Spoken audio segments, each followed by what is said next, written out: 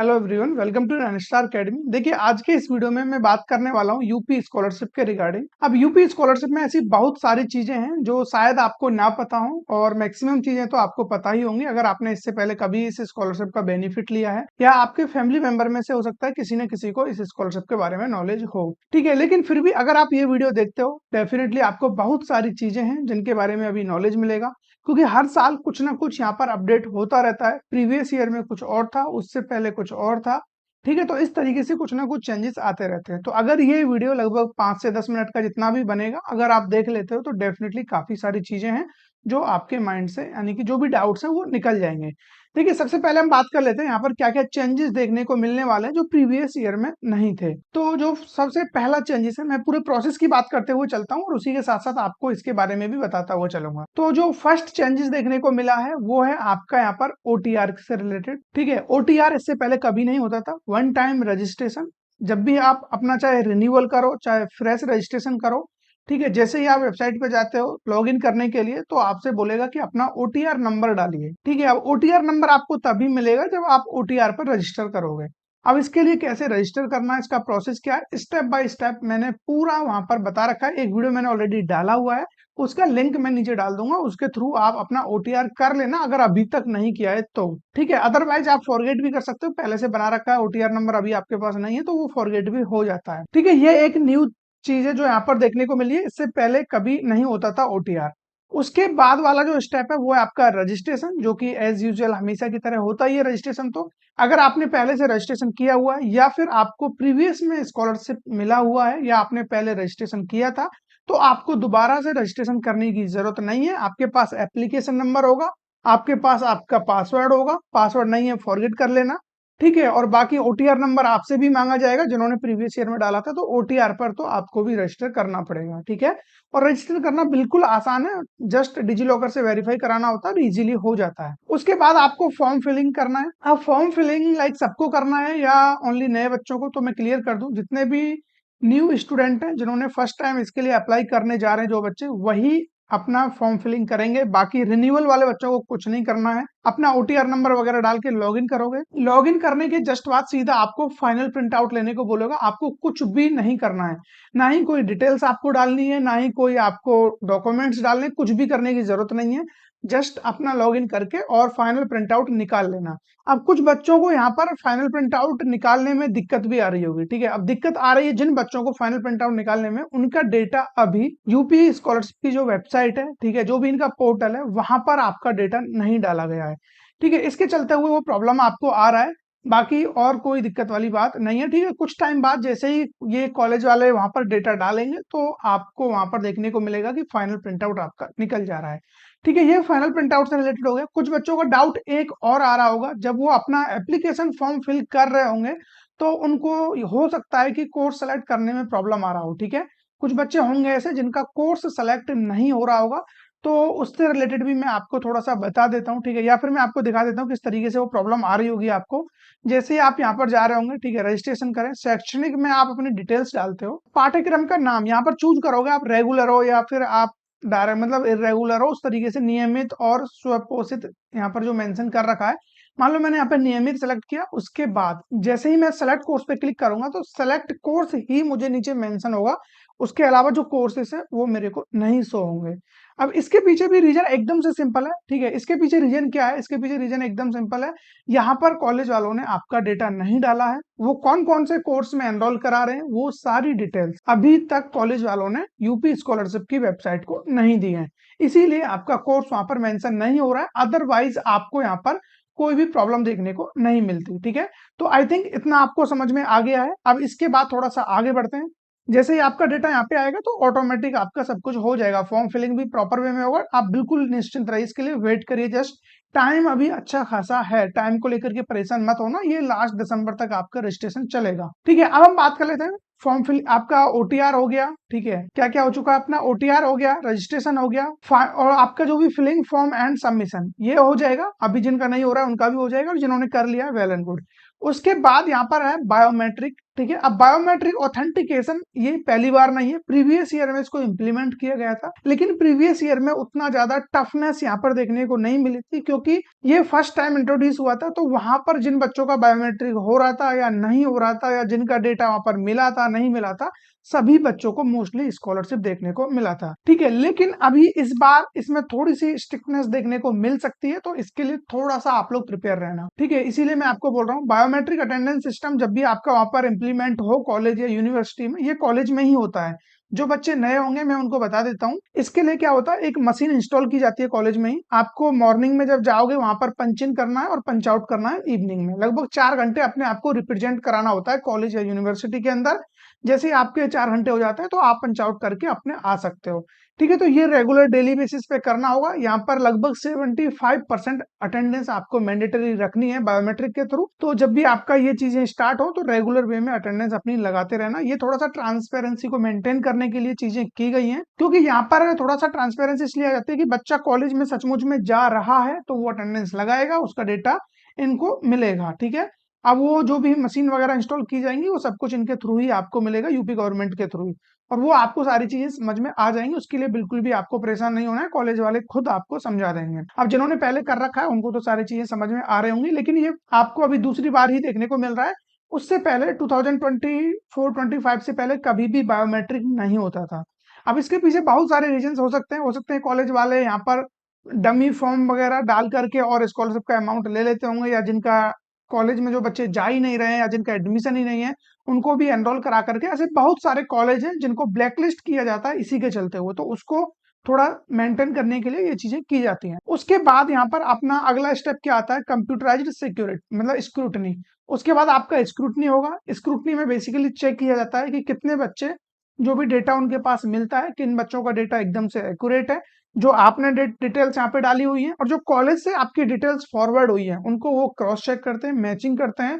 अगर कहीं भी कुछ भी गलती मिलती है तो करंट स्टेटस के अंदर आपका वो प्रॉब्लम आ जाता है, वहां पर आपको एरर शो कर जाएगा। ठीक है, अगर आपका कुछ भी वहां पर करेक्शन आता है करंट स्टेटस में, तो वो आपको विद इन टाइम जब भी करेक्शन विंडो ओपन होती है तो वो आपको करेक्ट करना होगा। और इस बार तो देखने को मिला था, यानी कि प्रीवियस ईयर में देखने को मिला था कि करेक्शन विंडो भी प्रॉपर वे में काम नहीं किया था, क्योंकि करेक्शन विंडो ओपन हुई नहीं हुई किसी को पता तक नहीं चल रहा था कि हुई भी है या नहीं। पता चल रहा है कि कॉलेज वाले ही अपने से इसमें कुछ ना कुछ चेंजेस कर सकते हैं, स्टूडेंट कुछ नहीं कर सकता है। तो ये चीजें भी देखने को मिली थी। उसके बाद verification from district scholarship committee, ये आपका एक तरीके से फाइनल स्टेप है। एक बार डिस्ट्रिक्ट स्कॉलरशिप कमेटी ने वेरीफाई कर दिया, verified and recommended by district scholarship committee अगर आपको शो हो जाता है, तो मान के चलो आपके स्कॉलरशिप आने के ऑलमोस्ट यहाँ पर 100% चांस अब आपके बन चुके हैं। ठीक है, हाँ, उसके बाद तो फिर कुछ है ही नहीं है। लास्ट स्टेप आपका बचता है फिर आधार बेस्ड फंड डिसबर्समेंट। ठीक है, अब जो भी आपका आधार कार्ड से लिंक बैंक अकाउंट है उसमें ये पैसा आपको भेज दिया जाता है। ठीक है, अब ये आप कैसे पता करोगे कि आपका बैंक अकाउंट आधार कार्ड से लिंक है या नहीं है, तो उसके लिए आधार की वेबसाइट पे आपको जाना है। ठीक है, आधार की वेबसाइट पे आप नहीं भी जाते हो तो यहाँ से भी आप चेक कर सकते हो। ठीक है, ये आप देख सकते हो यहाँ पर, एक सेकंड, ये जो पॉपअप आप चलता हो जो अपनी आधार सीडिंग स्थिति जांच है, यहाँ आप देख सकते हो। ठीक है, तो यहाँ क्लिक करके आप अपना पता कर सकते हो, या फिर आधार की ऑफिशियल वेबसाइट पे जाकर भी आप इसके बारे में चेक कर सकते हो। आधार कार्ड जो भी आप डाउनलोड करते हो, जहां से भी जो भी चीजें करते हो माई आधार पर, वहां जाकर के आपको आधार सीडिंग स्टेटस या फिर बैंक सीडिंग स्टेटस देखने को मिलेगा। वहां जाकर के आपको चेक कर लेना है। अगर उसमें आपको प्रॉब्लम है तो मैं आपको एक बार बता देता हूँ, डोंट वरी। ठीक है, तो उसके लिए आप लोग फटाफट एक बार इधर स्क्रीन पर आइए और मैं यहाँ पर लिखता हूँ आधार। ठीक है, जैसे ही आपको ये फर्स्ट वेबसाइट मिले माई आधार वाली, यहाँ पर आपको ओपन करना है। ठीक है, अब ये वेबसाइट आपके सामने ओपन है, थोड़ा सा नीचे आपको चलना है और यहाँ आप देख सकते हो बैंक सीडिंग स्टेटस। ठीक है, तो यहां जाकर के जैसे आप इस पर क्लिक करोगे, क्लिक करने के बाद आपके सामने इस तरीके से ये पेज ओपन हो जाएगा। अब यहाँ आपसे आधार नंबर डाला जाएगा और कैप्चा, उसके बाद कैप्चा डाल दोगे, then log in with OTP. OTP आएगा, ओटीपी के बाद जैसे आप सबमिट करते हो देन आपके सामने वो पेज ओपन हो जाएगा और सारी चीजें आपको यहाँ पर शो हो जाएंगी कि आपका बैंक अकाउंट एक्टिव है, इनएक्टिव है, सारी चीजें जो भी स्टेटस है उसका वो आपको देखने को मिल जाएगा। ठीक है, इसके अलावा और क्या चीजें हैं जिनके बारे में आपको पता होना चाहिए, ऑलमोस्ट सारी चीजें मैं आपको बता चुका हूँ। और पहली बात, यूपी स्कॉलरशिप मतलब इतना ज्यादा इंपॉर्टेंट क्यों है यूपी वाले बच्चों के लिए, वो इसलिए है क्योंकि यहाँ पर ऑलमोस्ट अगर आप देखो 100 बच्चे अप्लाई कर रहे हैं ना, तो लगभग 95 या 98 बच्चों को स्कॉलरशिप मिल जाता है, अगर सब कुछ प्रॉपर वे में किया हुआ है तो। लेकिन आपने खुद से गलती की है, तो फिर आपके चांसेस जितने बढ़ रहे हैं उतने ही घट भी जाते हैं स्कॉलरशिप मिलने के लिए। अब इसके अलावा टोटल कितने बच्चों को ये स्कॉलरशिप देते हैं, कितना बच्चा यहाँ पर अप्लाई करता है, तो उसका भी थोड़ा सा डेटा इन्होंने दिया हुआ है, तो उसके बारे में भी थोड़ा सा डिस्कस कर लेते हैं, ठीक है। तो टोटल अब तक जितने ओटीआर हुए हैं 43,91,524 बच्चों ने अब तक ओटीआर कर दिया है, ठीक है। फाइनल सबमिट एप्लीकेशन कितने हैं, 30,72,563 बच्चों ने फाइनल सबमिट कर दिया है।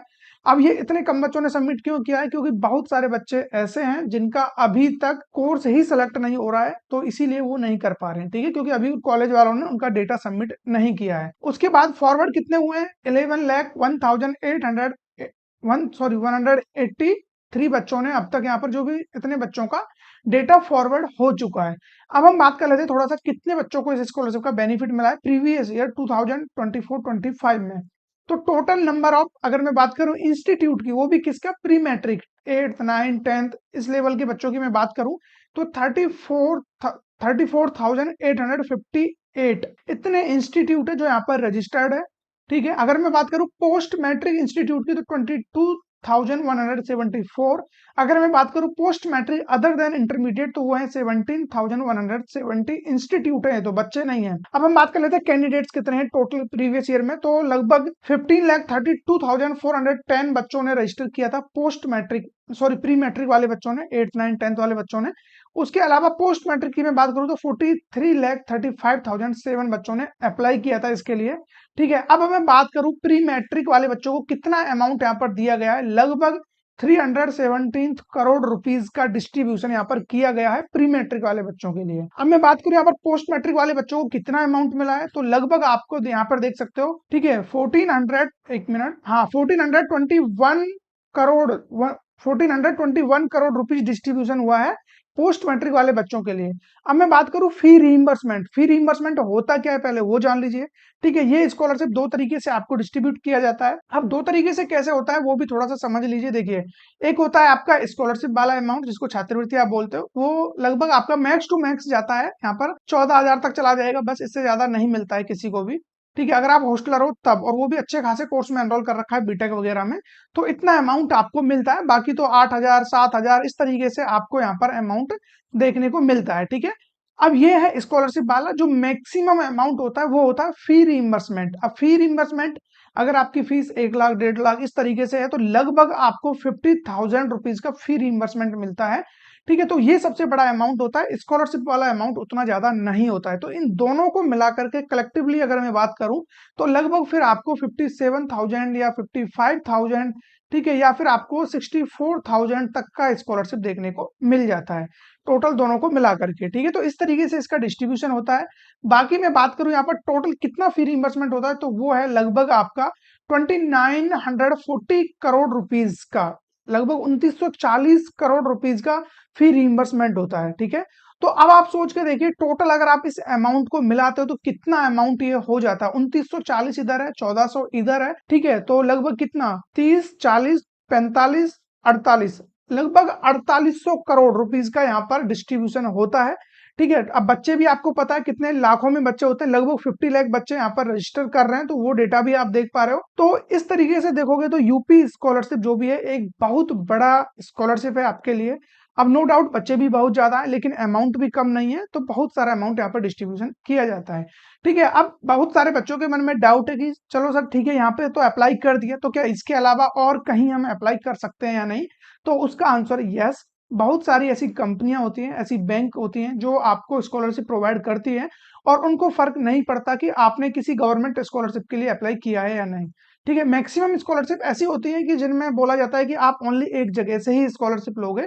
जैसा कि आप अगर यूपी स्कॉलरशिप के लिए अप्लाई कर रहे हो तो आप एनएसपी के लिए नहीं कर सकते, ठीक है, जो नेशनल स्कॉलरशिप पोर्टल है। अगर एनएसपी के लिए कर रहे हो तो यूपी के लिए नहीं कर सकते। बहुत सारी ऐसी कंपनियां हैं, बहुत सारी ऐसी बैंक्स हैं जो स्कॉलरशिप प्रोवाइड करती है, लेकिन उनकी कंडीशन होती है कि आप किसी दूसरी जगह से स्कॉलरशिप नहीं ले रहे हों, ठीक है। लेकिन कुछ कंपनियां जैसे एलआईसी क्या बोलती है कि आप एलआईसी में अप्लाई करिए और किसी अनदर गवर्नमेंट स्कॉलरशिप का बेनिफिट ले रहे हो तो उन्हें उस चीज से कोई प्रॉब्लम नहीं है। लेकिन किसी इंस्टीट्यूट, किसी संस्था इस तरीके से आप उन कंपनियों से स्कॉलरशिप ले रहे हो तो फिर आप एलिजिबल नहीं हो। लेकिन आपको एक चीज मैं फिर भी बता देता हूँ, उनका काम है बताना, उनका काम है ट्रांसपेरेंसी मेंटेन करना, और आपका काम है कि स्कॉलरशिप को ग्रैब करना। ठीक है, तो वो लोग बोल रहे हैं, ठीक है, क्योंकि अगर वो ओपनली आकर के बोल दें कि सभी बच्चे हर जगह अप्लाई करो, कहीं ना कहीं से मिल ही जाएगा, तो फिर आप खुद सोचिए कि किस तरीके से वो मैसेज देना चाह रहे हैं। तो इसीलिए अगर आपको लगता है कि आपको एक से ज्यादा स्कॉलरशिप चाहिए तो डेफिनेटली आप एनरोल कर सकते हो और बिल्कुल करना चाहिए। ठीक है, अब इसमें ज्यादा ओपनली मैं बोल नहीं सकता इसके बारे में, बट यही है कि आप चाहो तो कर सकते हो और अपने रिस्क पर करना। ठीक है, और जिनमें क्लियरली बोल रखा है करने के लिए तो उनमें तो करना ही चाहिए, और जिनमें मना किया हुआ है तो उनमें थोड़ा सा सोच समझ करके आप एक्शन ले सकते हो। ठीक है, क्योंकि बाद में उतना ज्यादा क्रॉस चेक नहीं होती हैं चीजें, आप पूरा अपना बीटेक वगैरह करके निकल लोगे, तब जाकर शायद किसी को पता चले ना चले, तो उतना ज्यादा दिक्कत नहीं लेना है। अब कंपनियां वगैरह इसीलिए वो बोल देती है कि कल को अगर वो आकर के बोल दे कि आप हर जगह अप्लाई करते रहो, तो सारे बच्चे सब जगह अप्लाई करेंगे, तो फिर पता ही नहीं चलेगा कौन कितनी जगह से स्कॉलरशिप ले रहा है। तो जिन बच्चों को सचमुच में नीड है उन तक वो पैसा पहुंचेगा ही नहीं, तो इसीलिए वो अपने रूल्स एंड रेगुलेशंस बनाते हैं। लेकिन क्या वो सचमुच में इंप्लीमेंट होता है, इस बात का अभी तक कोई ऐसा ठोस प्रमाण नहीं है, क्योंकि मेरे पास बहुत सारे बच्चों के कॉल और एसएमएस आते हैं कि मैंने 2 जगह से स्कॉलरशिप लिया है, तो ऐसी चीजें देखने को मिलती हैं। आई होप आप लोगों को जितनी भी चीजें मैंने यहाँ पर बताई है सब कुछ यहाँ पर समझ में आ गया होगा। हो सकता है इसके अलावा बहुत सारे डाउट्स अभी भी आपके बचे हुए हो, तो कमेंट बॉक्स आपके लिए हमेशा की तरह ओपन है। यहाँ आकर के आप अपना क्वेश्चन पूछ सकते हो, विद इन टाइम उसका आंसर मिल जाएगा, या फिर मैं नेक्स्ट वीडियो में उसके बारे में बता दूंगा। ठीक है, तो फिर मिलेंगे ऐसे किसी इंटरेस्टिंग टॉपिक के साथ, तब तक बने रहिए हमारे साथ, और चैनल को सब्सक्राइब करना ना भूलना, क्योंकि सब्सक्राइबर्स बहुत जरूरी है।